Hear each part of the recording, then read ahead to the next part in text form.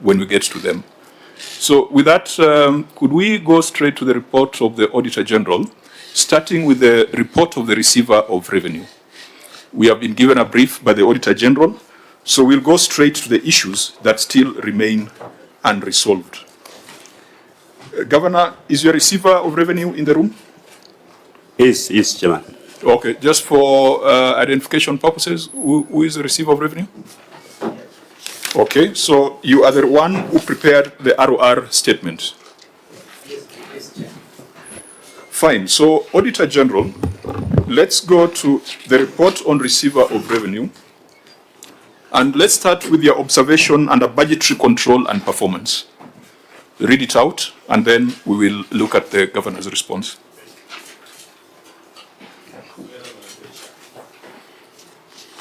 I'm looking at the original certificate. So on the original certificate, it is on page 4 under emphasis of matter. Now we need to get guidance from the governor on where he has provided the response on that.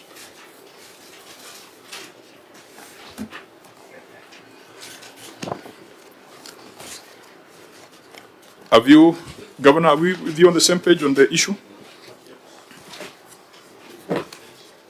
In the receiver of revenue report, there under the basis for qualified opinion, there are 7 issues, and then after the 7th issue, there is emphasis of matter that talks about budgetary control and performance. I think, OAG, once you read it out, I'm sure the governor will be able to relate to it. Thank you, Chair. My colleague will read through it. Thank you, Chair. Budgetary control and performance. The statement of comparison of budget versus actual amounts reflects county-owned source revenue amount of Kenya shillings 470,522,927 against the budgeted amount of Kenya shillings 643,700,000, resulting in under correction of Kenya shillings 173,177,073, or 27% of the budgeted amount. Further, the revenue corrections reduced by Kenya shillings 22,783,932 from Kenya shillings 493,306,000 Kenya shillings corrected in the year ended 30th June 2023.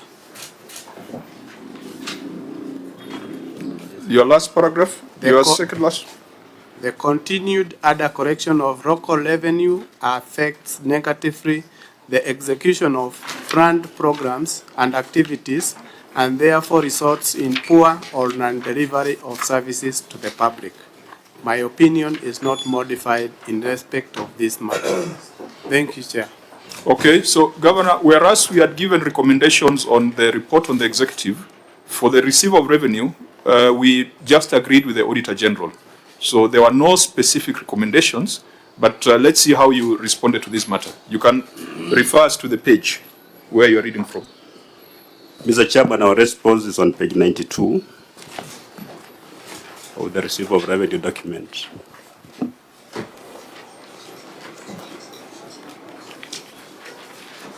Okay, members, and that's why we needed to ensure we have adequate copies.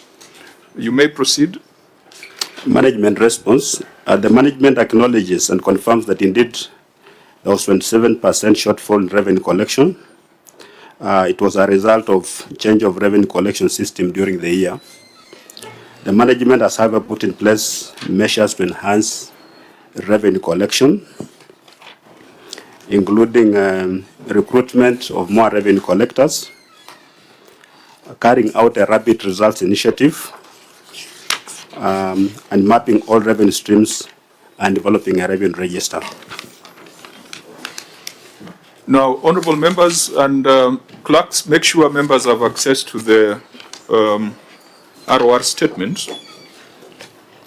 Parliamentary Budget Office, what is the on-source revenue potential for Trans Nzoia County?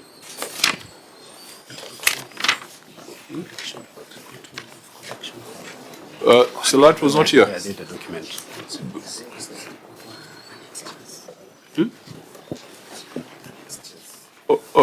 Now, OAG, you had some information on this. What is the OSR potential for Trans Nzoia? The potential recorded by CRA, it's 4.7 billion, which includes an amount of 1.2 billion for the hospitals. So in effect, it's 3.5 billion. However, the information I have is that this figure has been appealed and has been settled at 2 billion following consultations with the county executive. Thank you, Chair.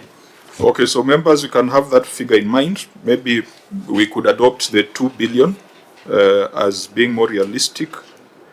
But just a look at the statement of receipts and disbursements under the ROR statement. Governor, your revenues dropped by 20 million. And the explanation is that there was a change in system. While the system was being changed, revenue was not being collected. There was a bit of challenges because the change of from one system to the other was not smooth. The previous guy actually left with all the data, so we were forced to start from scratch, even in terms of mapping revenue streams. Of course, when you have that kind of situation, there could also be revenue leakages along the way before you stabilize. That's the major reason why we went low, but we have since peaked. So if you look at, and I hope your receiver of revenue has given you a copy of the statement of receipts and disbursements for the year ended 30th June 2024. I think let's just have a look at that schedule and ask ourselves whether there is a bigger problem that we need to deal with. I don't know whether you have it. In the ROR statement, I don't think it's reproduced in the governor's report. So clerks, if you don't have a hard copy, please circulate it even in soft copy so that members can follow. So Governor, let's look at the first row on cess. The previous year you collected 44 million. And then the following year you collected 11 million. A difference of 33 million. Yes. How do you explain that using a system? If you go to single business permit, you collected 70 million, and then the year under review, 64 million. A difference of 6 million, which then indicates that businesses shut down in Trans Nzoia. How is that explained by change of system? You go down, even parking fees from 63 million to 49 million. Market fees from 17 million to 13 million. Advertising from 17 million to 5 million. Conservancy administration from 5 million to 1 million. Physical planning and development from 4 million to 3 million. You know, it's a long, long list of variation. At the end of it all, the aggregate variation is 20 million. How is this explained? Simply that you changed a system. People were collecting money and pocketing. This is symptomatic of theft. Unless, members, you are seeing the link between this and a change of system. Chair, maybe through you, maybe what we may need to understand is what system are you changing from? What system was at play, and then what did we change to, so that we appreciate this loss, this leakage? What system was in place before the change? Governor, it will also help us understand if you were to paint a picture of the time that it took for those system changes to be effected.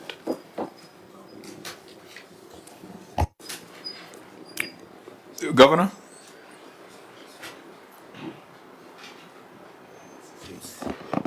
Okay, thank you, Honorable Chair. I will be able to explain what transpired. The Governor has clearly mentioned that we had a changeover of system. And when you look at it, we are having changes, particularly in the single business permit. Honorable Chair, the change happened actually at the peak of most of the revenues. So we were not able to realize that because there is a requirement that you cannot collect revenue off the system. And we're only trying to comply that because if you collect off the system, money gets into the bank, and we are not able to verify actually how much has been paid through a system because reporting of revenue must be clearly indicated. Then another reason as to why we had that challenge is that the revenue register or data had been withheld by the previous system operators, which was called ZZ. The new system we are talking about is EREV. So during that period, we were not able to get proper data to have it then mapped through the system to enable us to correct. CRA is very clear in matters of collection of revenue that we cannot do it off the system. And that's actually what we are trying to do so that we can cap this issue of what the chair is raising, that pocketing the money. If you give staff that leeway to interact with money, then you lose the money. So we want all the revenue, it's a requirement that all the revenue system actually has to be cashless. So that is why we experience that. But when you look at the current performance, Honorable Chair, we have mitigated that. Current performance, we are looking at 2023, 2024. I was only trying to... And the reason why we must have this conversation is we must find out who the culprit is. Okay. Is it the system vendors? Yeah. Is it the collectors of revenue? Because there is a problem. Yeah, sure. There is a problem. And that problem, we must deal with it. Okay. So go back to single business permit, that line that you had picked. How do you explain that? And please, whereas the guidelines by CRA on automation remains a prudential guideline, we still have counties that are collecting manually. So you cannot say that you are either collecting automatically or not collecting at all. So you need to revise that. So explain to us, for example, that single business permit, which indicates that there was a 10% drop.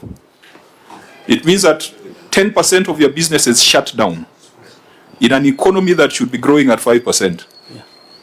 How do you explain that? Just take that, that row. For single business permit, Honorable Chair, a common practice for most of our taxpayers or our clients is that during that period when we issue invoices, and they tend to pay more during that time because we also do a lot of compliance during that period, because once the invoices are issued and confirmed, now what follows is collection. Most of them normally reserve funds to pay at that period. Remember, if it's a common practice, it was there in the prior year. That's why you are comparing 2 years where the practice has been common. So can you give us a better explanation, please?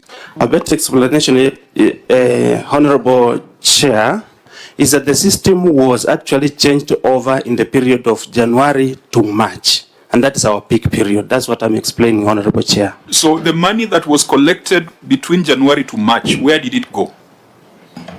We have, in the receipt of revenue report, that time we actually, because we were losing a lot and we encouraged them to do offline, then later on we were able to now map them in the system. Where did the money go? In the bank. Just show us here in the ROR statement where that money is. I'm not accounting for the shortage of 10 million. I'm not saying when we collected 10 million and we banked it somewhere or somebody took the money. We were not able to realize revenue collection during that period because there was a system changeover. We were affected. Not that we collected and we banked that money elsewhere, Honorable Chair. Senator Wambua, then Senator Chirati. Chief Officer, you may land yourself in some trouble.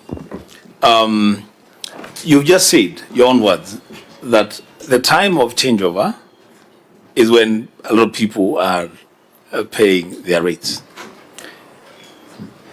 And because of the changeover, the implication is that people did not pay. Is that what you're saying? True. You're saying people did not pay. True. So why did you effect the changeover at a time that you're supposed to be collecting revenue? Through Honorable Chair. It was your decision to Through Honorable Chair, we only picked single business permit, and I'm saying single business permit, its peak is at January and March, but other revenues were still going on. There are 11 rows where there was a drop in revenue, Yes. which cumulatively comes to 20 million. Yes. So I don't know whether you have 11 different stories for the 11 different rows.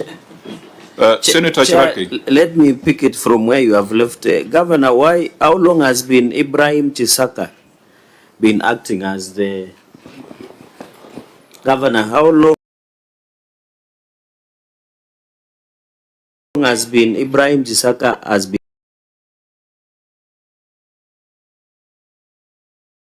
acting director of receiver of revenue?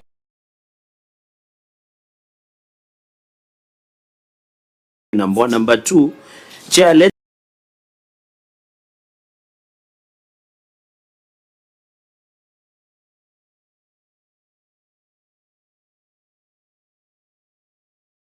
me pick it from where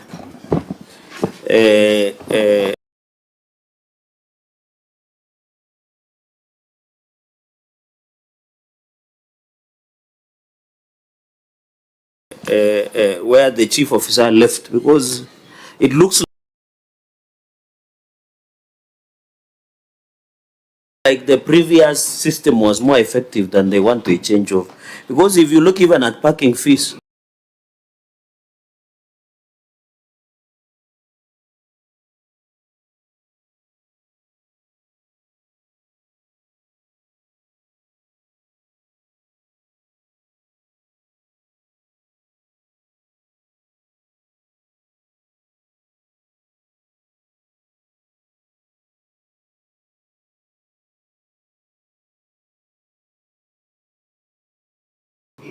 I don't know whether people park only in January, Bwana CEO, because the street parking fees in the 2023-2024 was 14,532,865, sorry. Financial year, the previous one, 22,700,000.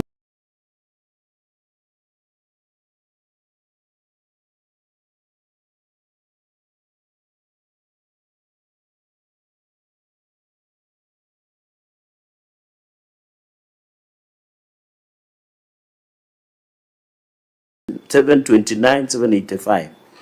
So, Chair, if you look at the entire parking fees, there was a drop of close to 14 million. He has argued that his single business permit was a drop because people take business permits in January. But on parking fees, the fall is from in the previous financial year. I was looking at the revenue rose cumulatively to 20 million. It looks like the intention was to collect less, or was being collected and somebody was pocketing the money. And how much were you paying? Either through maintenance of revenue, do you own it, or is there a vendor left with all the data? Was there no agreement between the county government and the vendor that left? Because I thought those are, and it is good you have one of the advocates here who was my classmate, Chair. He said that the data left with the previous vendor. I thought there was an agreement. So how did he live without proper handing over of the data to the county government? Can he highlight something on that? Yeah, because if that is established, then we also have the power under the Public Audit Act to recommend debarment contravene the PFM. And so we want to know where the problem lies, whether it's systems, whether it's your collectors, or whether it's a systemic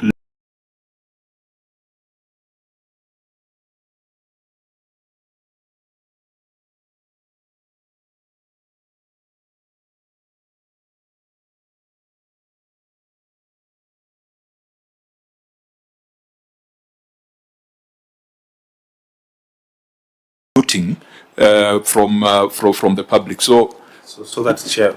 okay, so Vice Chair, then the Governor may respond. They can respond to both with what Senator is asking. I want to ask how you manage your revenue. Do you have a committee, or it's just one person who receives all the revenue? Because then if you have a committee, then weekly or monthly, you can sit to review the performance. Because I'm looking at SES, So, that would be my question. Okay, Governor, you may respond. Or Senator, please go on record. Senator Thank you, Chair. My name is Senator Mwenta Kataya, member of this committee. Okay, proceed, Governor. Mr. Chairman, I just want to address two issues. That one, no system can cure the mindset. So if people want to really steal, the system may reduce, maybe by creating efficiency. And these are things that we've been talking about even in Transoya, that the system on its own really cannot increase revenue. So the problem of leakages is there. It's a big problem that we are trying to address. Unfortunately, of course, we are discussing this matter at the point when we are changing the system, and therefore the problem had been compounded. Number two, it looks so bad because we are looking at it line by line. Then you are comparing 2023 and 2022 and 2023, and we are seeing the very big differences. But you see, there is a line there called miscellaneous receipts, which is 51 million Kenya shillings. Some of the differences you are seeing in these revenue streams, actually because of that confusion, the change of the system, were not captured under those revenue streams, but they were captured as miscellaneous. So we have to look at the revenue stream, we have lost about 10 million, but part of that money is under miscellaneous. Actually, if you remove miscellaneous, it becomes a very, very sorry state. But this money was somehow collected. There was an element of misclassification of the revenue, the revenue source. As I said at the beginning, we do not have a cordial parting of ways with Zizi. And I can see here we don't want to discuss what has happened subsequently, because yes, indeed, the change affected revenue collection. But when we come here subsequently, we are going to demonstrate that indeed revenue collection has increased as a result of change of the system. Of course, we tried to get the data, but the guy just went to court. He took us to the law courts. He lost the case, and he went to the High Court. So as we speak now, the matter is pending determination by the High Court. Now, Governor, we are here not just to fault find, but we are here also to find solutions. And when we have this conversation, maybe you looked at the global picture, but we look at the details. This Senate, we are very well equipped alongside our partners, the OAG, the EACC, etc. We look at the details. So we probably will not exit this without exhausting the details and finding a solution that will also help you. And I hope that as we're having this conversation, you can be open-minded, because there is a problem. In fact, when you tell us that 51 million has been lumped up as miscellaneous receipts, that should be a serious problem.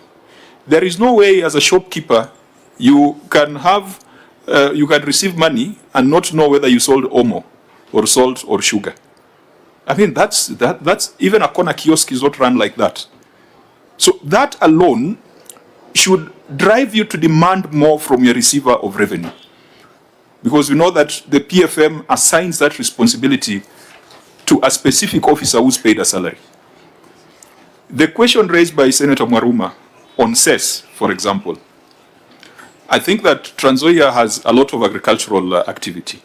Perhaps it's a bedrock of the economy. Just come to that breakdown, note 12 on your financial statement on cess.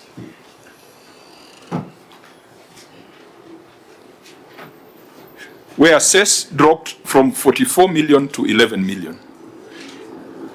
Does it mean that during this transition, because I don't know at what point cess is collected, is it on the road? Is it at the farm gate?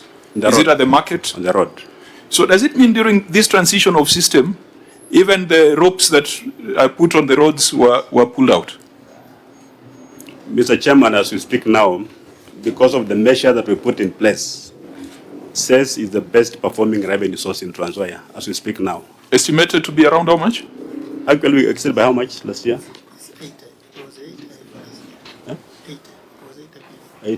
Last year, we collected 80 million from sales. So there's no reason why sales should ever go down in any financial year, isn't it? There isn't any reason why it should. So where you've got a 30 million drop in sales, it means probably 30 million plus was collected and stolen. That possibility is there. Now let's deal with that possibility so that we assign Chair, responsibility. you have made a very crucial point on receiver of revenue. The governor has chose to ignore my question on how long the receiver of revenue has been acting, because that is a very important person in terms of the whole architecture and design. Governor, you have not answered the question on how long your receiver of revenue has been acting, because from the report that is on receiver of revenue is here, how long has he been acting, yet he is paid and designated. And then, Chair, in addition to sales, I also believe issues of parking should be easy, because you remember Turkana even were using POS in terms of parking fees within Kitale, within Lodwar town. So the question should be, even in street parking fees, the drop of 14 million is very high, because the street parking is marked and it is easy to know which street parking is. So the governor, as he answers how long the ROR has been acting on the issue of parking, and also says almost go in similar way, because these street parking are marked and it can be easily traced. Thank you, Chair. Mr. Chairman, if you go on page 21 of our document, you will see how we have disaggregated that miscellaneous. Page 21 of which document? Because you had responded to... The receiver of revenue document. Your response was on page 92. So we go back to page 21. 21.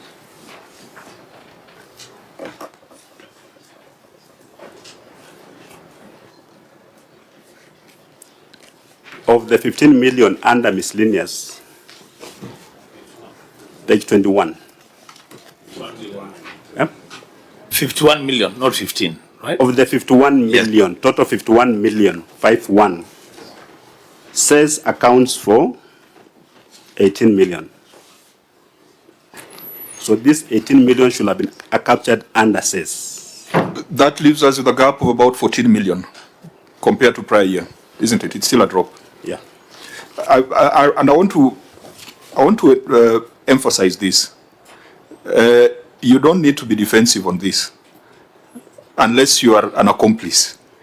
Allow us to have this conversation so that your staff, your receiver of revenue, can understand the consequence of professional negligence or the consequence of doing things against the act. And I think that's why Senator Cherargei is turning the heat on the ROR, the receiver of revenue. They have a responsibility under the PFM. And I think that if we just do a slap on the wrist on this thing and say that things have improved in subsequent years, there appears to be 20 million that has been stolen from the people of Trans Nzoia. Let's have this conversation so that we know where EACC should go. Whether they should go after the system vendors, whether they should go after the ROR, or whether they should go after the CEO. I think, Governor, you have agreed there is a problem. You have agreed there's a possibility of loss of funds if you look at these movements. Perhaps in the subsequent year we'll see an improvement. But that does not excuse this financial year. Senator Ombua. Governor, on that page 21, I'm looking at miscellaneous receipt from slaughterhouse. 38,000. And I'm wondering, is it that the people of Trans Nzoia don't consume meat, or most of them are SDS? I don't know. I don't know. I mean, really, 30,000. You know the chair is an Adventist. I'm an Adventist. Yes.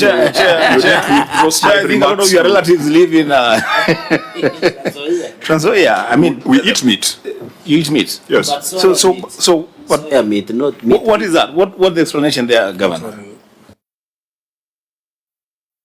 Yeah, Chair, but there is a question by Senator Cherargei that should not be lost. When did the ROR begin acting?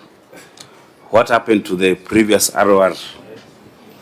Is it because, or was he or she Did she pave way because of possible malfeasance in revenue collection? I think that's an important question. Governor, the slaughter fee and the ROR question. Mr. Chairman, I cannot give a concrete response why the slaughter fee was low. Maybe the number of animals that were brought to be slaughtered were fewer. That could be the reason.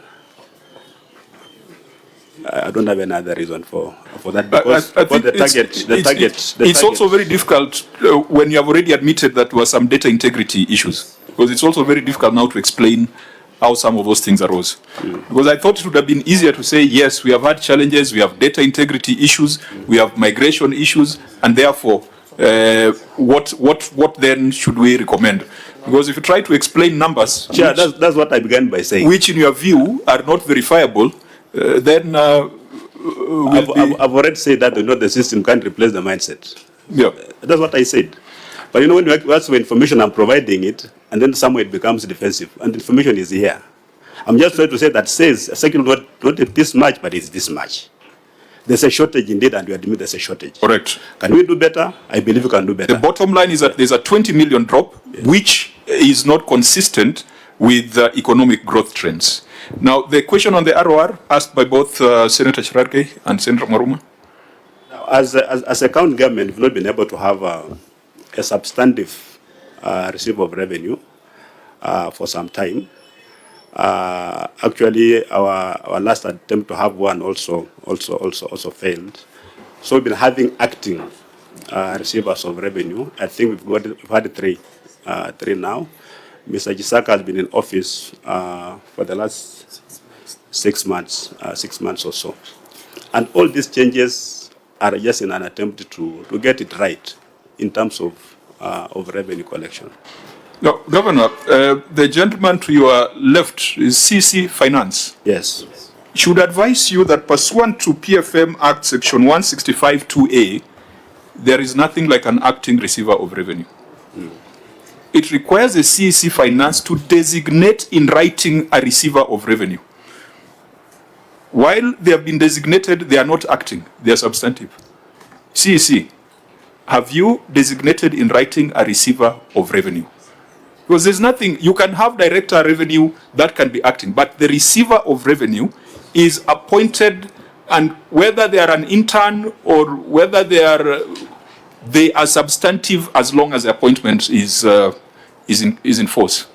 This is a responsibility of CC Finance pursuant to Section 165(2)A of the PFM Act. Thank you, Honorable Chair. I have designated him as the receiver of revenue, but the acting director of revenue. But so there's nothing like acting receiver of revenue. They can be acting director of revenue, but as long as the designation lasts, they're substantive. And they take responsibility for any material non-disclosure or any shortfalls in the receiver of revenue statements. So now, members, we probably need to proceed because I think Governor has admitted that there's a problem, even though there is attributes it perhaps to a cost that we do not agree with. But if you look at even the performance, OSR potential of 2 billion, and you are effectively just collecting 261 million, because 209 is from hospitals, NHIF rebates and facility fees. We have sat here, 261 million is perhaps equivalent to what Turkana collects. We were in Turkana last week. I've asked Senator Chesang, because I appreciate that Trans Nzoia compared with the Homa Bay, I think Trans Nzoia, the gross county product could be higher. Even the per capita income could be higher. I think it's a much wealthier county. Homa Bay collects 1.2 billion. If you reduce the hospital fees of 800, it's still 400 million. Trans Nzoia, with all its wealth and potential, is collecting 261 million. What is the problem? Governor, broadly speaking, and maybe as you respond, I can allow Senator Cherargei to chip in. Maybe as you make a ruling on the under collection of 20 million, and we should not gloss over. I think the reason we ask a governor, the substantive office holders, is for accountability purposes, so that if the committee recommend further action, we know who to help. So the under collection of 20 million, Chair, must be looked into. Somebody must be held accountable. And finally, Chair, I ask a question which I think, Governor, you either deliberately choose to ignore or you didn't want to. I wanted to find out what is the agency fees or the maintenance fees of this system. Because the information I have is that every financial year you are using close to 80 million to maintain that system. Because if your potential is 2 billion, after you remove the FIF, it comes to 200 million, for example. If 2 billion, you remove the FIF, which now we have passed the law, the Facilities Improvement Act, which is removed, it comes back to 200 million, which is still a big challenge considering the mapping of revenue streams that you have done. So, Governor, can you provide us with the agency fee or the maintenance fee of this new system? And secondly, now that you have cast, Chair, that will be my third question. Now that you say you did, there was no amicable resolution with the former collector of revenue in Trans Nzoia, what measures have you put in place? For example, do you own the domain of the collection? Do you own the system now? So that if that system takes off, Chair, does it mean also Trans Nzoia will continue losing data on revenue mapping streams and even other data important issues? Because under Data Protection Act, it is very important that the client is aware. So what are the stopgap measures to ensure if the new revenue collector decides to take off, can he also take off like the other previous one with all the data, with the revenue streams, with the projection and what have you? That will be my three questions, Chair. Okay. Perhaps the details on the system, because I think there are two substantive issues to the system that we are coming to. We could deal with them when we get there, but you can deal with the broader issues. Then we'll go, there's an issue about termination of systems. So it will be neater to deal with what the Auditor General found out and then look at your written response. But deal with the other issues that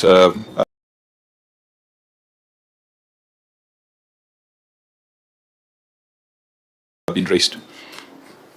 Basically the system, isn't it? Yeah.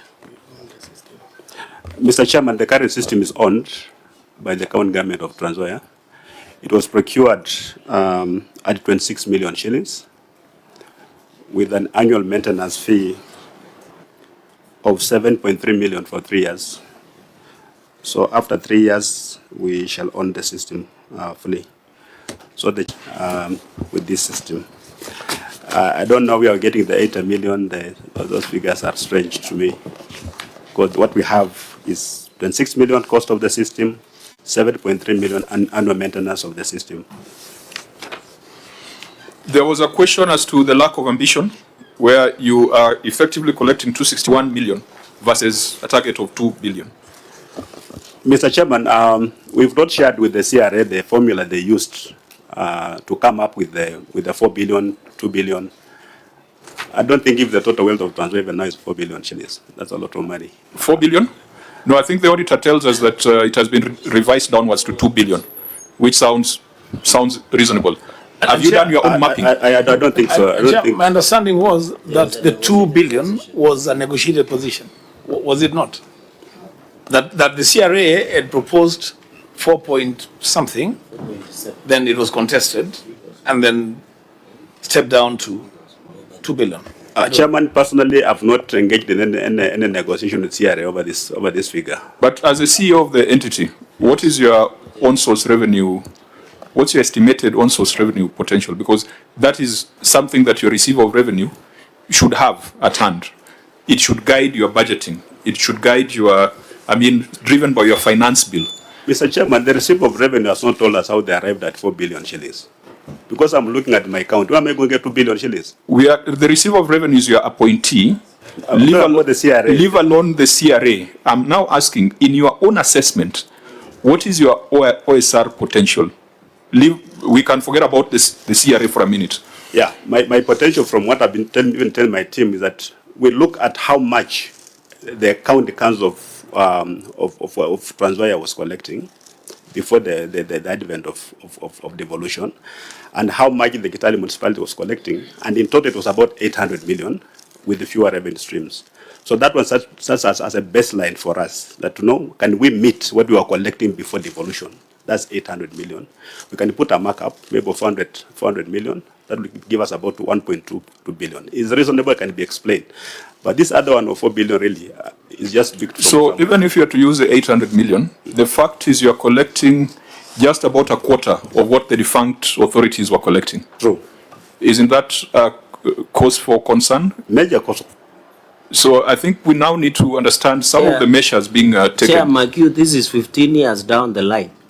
When the economy has grown. When the municipalities were collecting 800 and you are collecting a quarter. So it means there is a bigger problem. And I thought the governor, you said you have mapped more revenue streams, which are much more than other municipalities. So where is the challenge? And I remember when we went through ICT committee, and Governor, at that point you told us that some officers had been fired because they have been pocketing revenue. Is it still the position? Actually, the problem we had was initially all revenue collectors were voluntary staff. So we actually recruited revenue officers. And we can demonstrate that after that, we've had some significant improvement in revenue collection. But as I admitted, and my team here knows, that we have the problem with the mindset, where people still cut corners. That because I believe there's no revenue officer who can know that you have not paid revenue and let you go. They can't. So they really know we're supposed to pay and pay what. But it's some kind of unholy, alliances out there. It's an internal problem that we're really trying to sort out. Is bearing fruits, not as fast maybe as we want, but when you look at our revenue growth for the last 2 years, there's a bit of improvement. Of course, I'll be happy if I beat the target of Trans Nzoia County Council, which had fewer revenue streams and they are collecting about 800 million.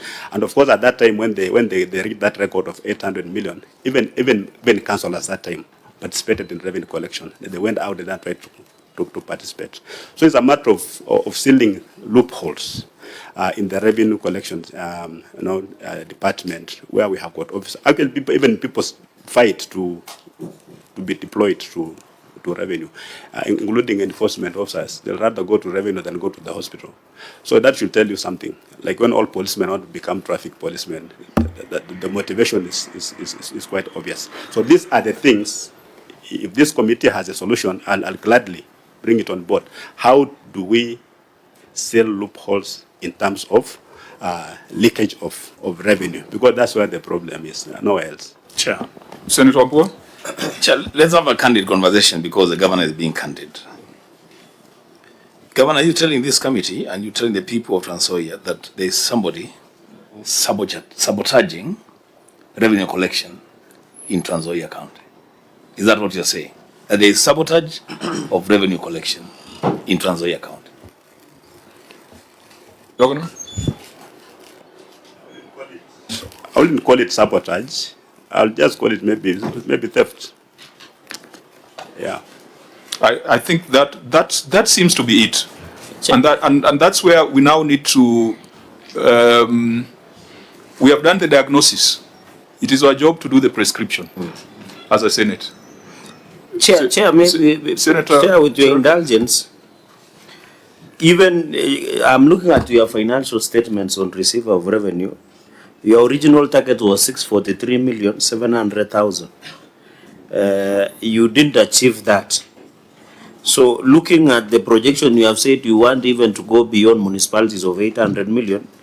And I don't know, you said councillors were part of the collection, so I don't know whether your MCA should be, but that's a point of discussion. So in this 643 million, There must have been realistic target of that amount. There must have been revenue strategy that you wanted to collect. So can you say something on your original target of 643 million? And finally, Chair, Governor said they were voluntary tax collectors. Is it who was the greatest tax collector in the Bible, Bishop? so Chair, Bishop is always right. You want me to tell you the name? You know the name. So I don't know whether you are calling it revenue collectors. So can you tell this committee they were temporary? So how much did you confirm them to PNP so that they can be used? And number two, I ask a very specific questions. Are there any officers in revenue that have been fired? Are there, Governor, as there revenue officers that have been fired? Their own disciplinary action has been taken or administrative action? And how many are there? Because it looks like, Governor, you are aware there is a problem. Kuna watu wanakula. But you have taken a back seat and say, you know, I'll just go and tell the committee of the Senate there are people who are stealing our revenue. They'll give me the prescription. I thought you should be telling us, Governor, you should be telling, I found 10 revenue collectors, I have fired 10. I have reported to DCI or EACC for action to be taken. Because if you come and tell this committee through the chair with the indulgence that money is being stolen, but can the committee give us a solution? It should be presenting that these are demonstrative action, these are investigations ongoing, this is what we have done, we have confirmed into permanent and pensionable. Because the fact that everybody wants to be in revenue collection, it means there is a bigger problem than we thought. So can Governor highlight on that? Okay, Senator Mwaruma, then the Governor may respond so that we can move to the other questions on the system. Yeah, the Governor indicated that there are challenges in terms of collecting revenue from the national government. How much do you think, if the national government cooperated, you would collect from the land belonging to the national government? What efforts have you undertaken to collect that revenue?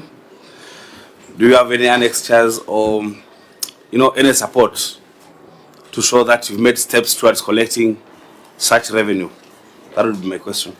Governor? Mr. Chairman. Sorry, maybe Senator Chesang, so that you can consolidate the questions. Thank you, Chair. Through you, Chair, I think we have, as the chairman of ICT committee, we have been doing an inquiry, and now we have gone to, I think, more than 9 counties to do an inquiry to do with the revenue collection. And just as an example of the last 2 counties that have gone, we have seen, of course, improvement in terms of on-source revenue. In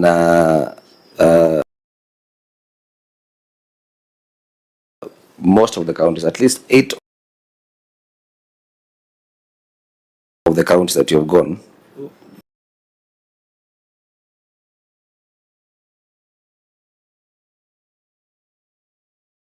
we have seen improvement. For example, in Machakos,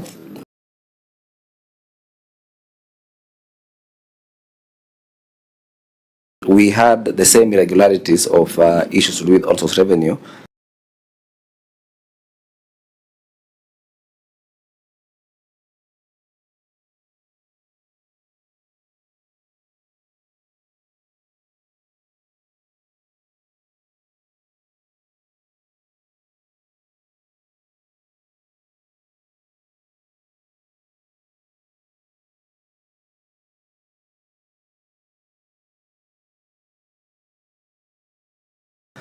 And when we went there, we found out that the governor had fired, I think, a few staff, I think around 30, around 30 staff that were found doctoring the system and trying to, the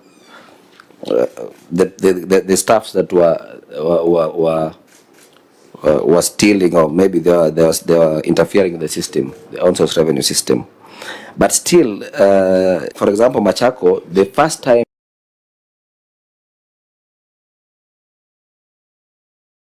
they sourced their system, they were collecting 30 million. So then later they went to 200 and now they're doing 775 million. The same with Kiambu County, they were doing 2.9 million before the EPR system, billion. And as per now, they are collecting 5. It is the prerogative of the governor just to be serious with this, with the staff, or maybe the issues where he thinks there might be a problem, because you can't honestly be telling us that the slaughterhouse only collected 38,000. Because we people of Trans Nzoia, I think, apart from where we come from, we can afford meat at least, I'm sure. So there must be a problem in the system. Yeah, there's definitely a problem. The governor has owned up. It's just his response that was evasive, because he attributed this to systems. But I'm glad that under oath you have said that systems cannot be the solution. They can be a problem, but they can never be the ultimate solution. I've talked about the removal of volunteers that I inherited, the people who are collecting revenue. We removed all of them. We removed all the cashiers who were involved in revenue collection. We recruited new officers, new revenue officers. I think, with due respect to Senator Cherargei, whatever you're explaining, is it captured anywhere in your written responses? Yes, yes. Where? It is. When you look at our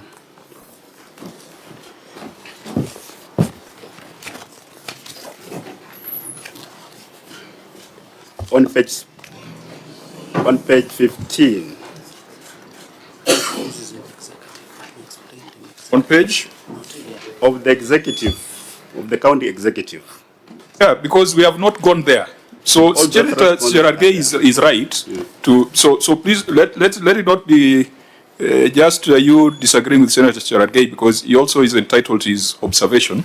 I think just process your thoughts through the chair. And Chairman, there is no matter that has exercised my mind as the governor of Trans Nzoia than revenue. That is the matter that gives me sleepless nights. Because I need to employ more people, the wage bill is high. To accommodate that, I need more revenue. And my officers know that. We've actually participated in all these things to ensure that we up our revenue. So really, it's not that we have not done anything. On the national government, we've got a lot of property that's owned by the national government, including Kenya Seed. The Agricultural Development Corporation has got over 40,000 acres in Trans Nzoia. We've got Kenya Railways, we've got Kefis, we've got Kalro, all those. But not all of them are paying land rates as they should. I think the only one which is most comparative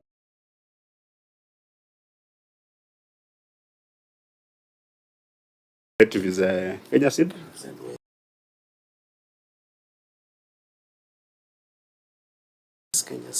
Kenya Seed. Kenya Seed. Railways had huge areas. Those are much. 20 billion.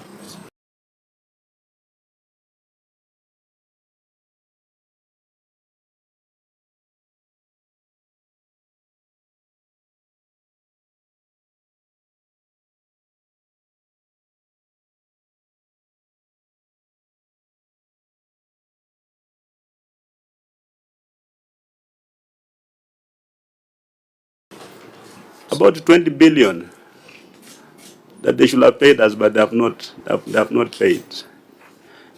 You know, so the national government again has contributed to some of these things. When you look at Trans Nzoia as the grain basket of Kenya, the people who produce most of this maize own less than half an acre of land. A majority of them. The large-scale landholders are government institutions and a few individuals. So really the attendant, issues that come along with it is the kind of reality we're facing on the ground. That's why, Mr. Chairman, personally we're shocked if CRA can come up with such an outrageous figure and expect that Trans Nzoia can actually raise 4 or 2 billion shillings in terms of taxes. It's just an impossibility. Senator Chair, just for the benefit for the benefit of the governor, we have similar problems in Nairobi, where the national government institutions, including where we are seated, have refused to pay Nairobi land rates. When the CS for Treasury was here, he confirmed that there are certain conversations that are happening between county governments like Nairobi that are owed money by national government institutions to swap some of those debts and help counties to be able to receive some benefit from those debts. As Trans Nzoia, have you had conversations with the national government or the national treasury on this specific issue of the national government entities that are not paying what is due to the county? We have been engaging with the respective departments and state organs, parastatals, on case-by-case basis.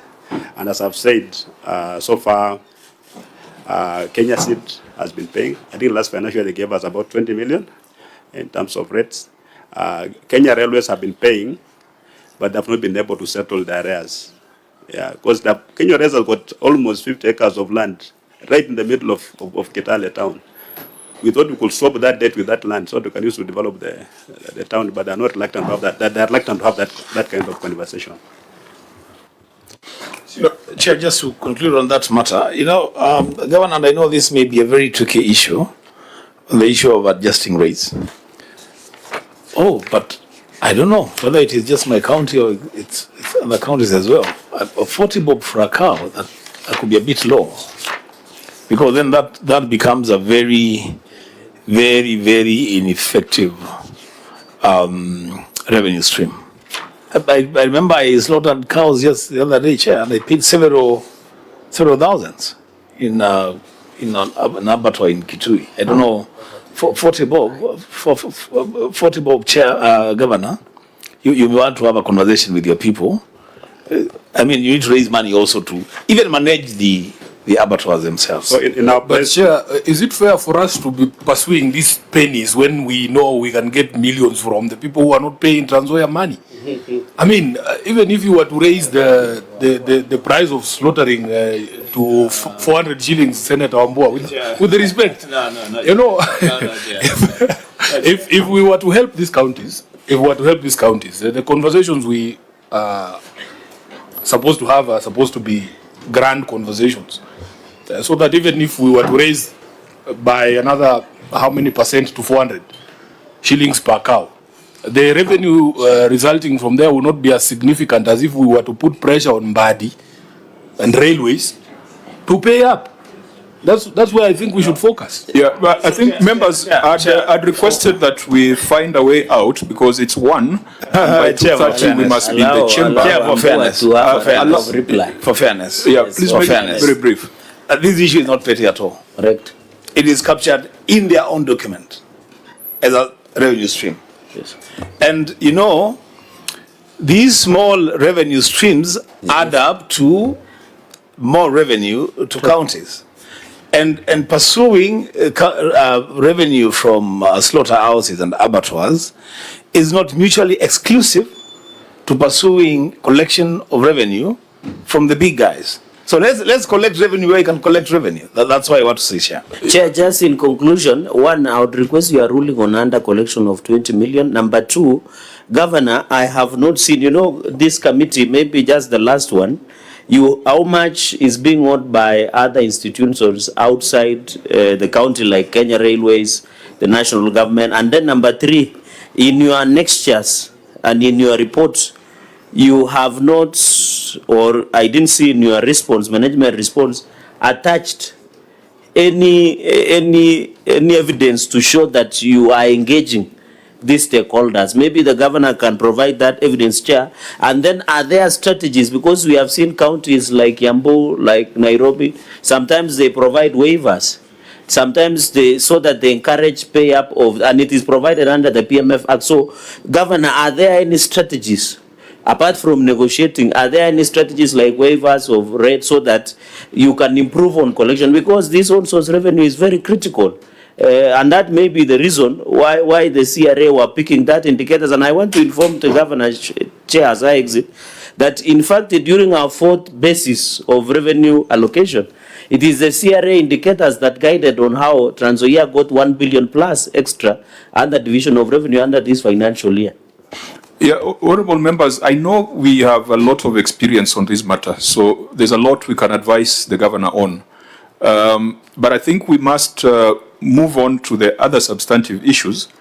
But the facts are as follows: that on-source revenue dropped by 20 million in the financial year under review.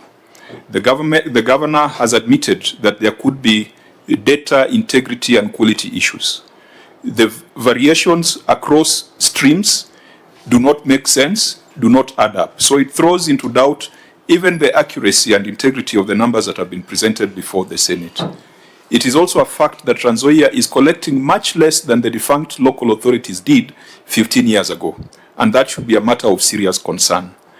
Even if the CRA figures were disputed and 800 million was still the OSR target, the county is only achieving just about 1/4 or perhaps 30% of that target, and that is unacceptable. We therefore would want to recommend as follows. Of course, we will see the positive action taken in subsequent years. The audit is going on. But this 20 million, we must confirm whether it was collected and pocketed, or rather collected and stolen, using the words that you used. EACC, please, you must cause an investigation into the financial affairs and management of the receiver of revenue and collectors of revenue to assure us that every single cent that was collected from the people of Trans Nzoia was reported. And in the event we find that money was collected and not deposited in CRF, please recommend prosecution. Number two, we've got the systems vendor. We will take the written responses, and I think, clerk, we must write to the systems vendor so that they show cause why we should not recommend a debarment as per the Public Audit Act. Because it is wrong for a system vendor to misbehave in Trans Nzoia and then go to West Pokot and continue doing the same things. So we must also take decisive action. So with respect to the systems vendor, we shall be making recommendations for debarment. Of course, they will have an opportunity to come and explain themselves if they disagree with us. Number three, Governor, we expect you to take administrative action on your officers, even if it means designating a receiver of revenue. Because you cannot come to Nairobi and then you say that looks like there's a problem with the data. It might appear as if some money was stolen. Those are issues that your ROR, I mean, that's the only job of a receiver of revenue, from morning to evening. If you cannot take administrative action on the entire complement involved in the revenue, then we might conclude that you are also an accomplice. And I think finally, we made a mistake, perhaps as Senate, to take away the fiscal responsibility index. Because when we said we wanted to do a proper objective ranking of counties, these are the things we must look at. Governor Natembeya I believe, I take judicial notice that he's a very popular governor. He's a very visible governor. But now when we come to the numbers, perhaps it tells a story that is different. So we need an objective assessment of counties based on fiscal responsibility indicators. I think we had already agreed that we're going to do that ranking. And I think on this, Governor Natembeya is going to rank very badly compared to peers, because these are now numbers. This is not just about the personal leadership perception of the governor. So we could leave this matter at that, such that even the other issue on termination will take a view when you're writing a report and make a recommendation on debarment. That can allow us in the remaining period to go to pending bills and also to sample a few projects that are still outstanding. We agree, honorable members? Okay. Fine. So let's go back to report on the executive and start with the issue of pending bills.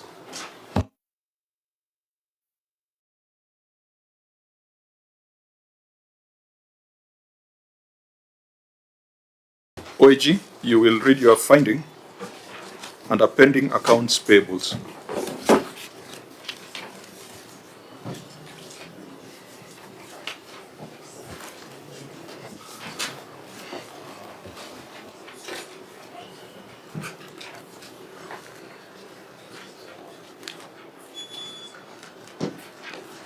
OAG. Thank you, Chair. Pending accounts payables. Note 1 under other disclosures to the financial statements reflects pending accounts payables balance of Kenya shillings 1,371,609,319, out of which Kenya shillings 641,244,901 relates to construction of buildings and civil works. Kenya shillings 507,881,305 on supply of goods and Kenya shillings 222,483,113 on services. Failure to settle bills during the year to which they relate distorts the financial statements for that year and adversely affects the provisions for the subsequent year to which they have to be charged. My opinion is not modified in respect of these matters. Thank you, Chair. Okay, Governor, the Senate had made a lengthy recommendation that arose from a resolution of the Senate on guidance on how to settle pending bills. You may now take us through your action taken so that we don't waste time rereading the Senate recommendation. This our response. The county government of Trans Nzoia had pending bills amounting to Kenya shillings 1,497,561,536. Those are the audited amounts in the financial year under review.